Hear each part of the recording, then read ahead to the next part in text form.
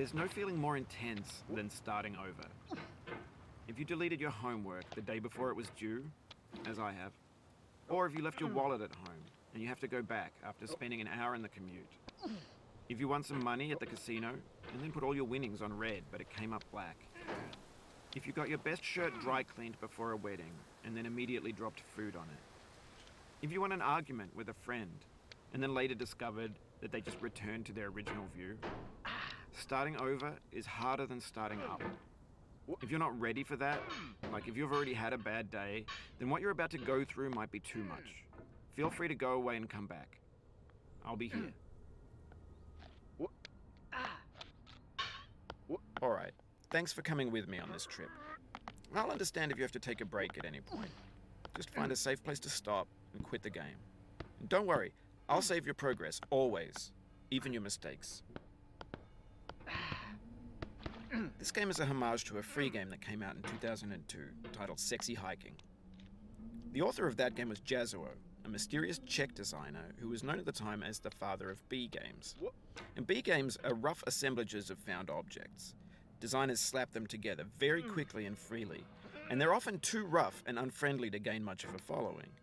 They're built more for the joy of building them than as polished products. In a certain way, Sexy Hiking is the perfect embodiment of a B game. It's built almost entirely out of found and recycled parts, and it's one of the most unusual and unfriendly games of its time.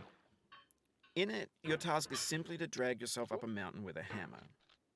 And that act of climbing, in the digital world or in real life, has certain essential properties that give the game its flavor. No amount of forward progress is guaranteed. Some cliffs are too sheer or too slippery. And the player is constantly, unremittingly in danger of falling and losing everything. Anyway, when you start Sexy Hiking, you're standing next to this dead tree that blocks the way to the entire rest of the game.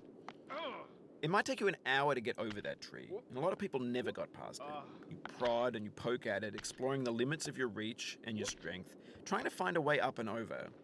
And there's a sense of truth in that lack of compromise. Most obstacles in video game worlds are fake. You can be completely confident in your ability to get through them once you have the correct method or the correct equipment or just by spending enough time. In that sense, every pixelated obstacle in Sexy Hiking is real. The obstacles in Sexy Hiking are unyielding, and that makes the game uniquely frustrating. But I'm not sure Jazuo intended to make a frustrating game. The frustration is just essential to the act of climbing, and it's authentic to the process of building a game about climbing. A funny thing happened to me as I was building this mountain. I'd have an idea for a new obstacle, and I'd build it, test it, and it would usually turn out to be unreasonably hard.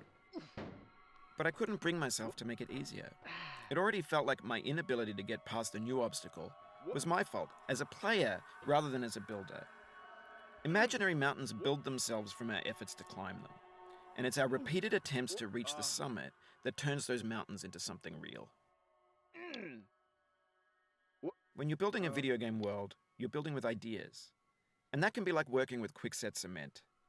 You mold your ideas into a certain shape that can be played with, and in the process of playing with them, they begin to harden and set until they're immutable, like rock. And at that point, you can't change them.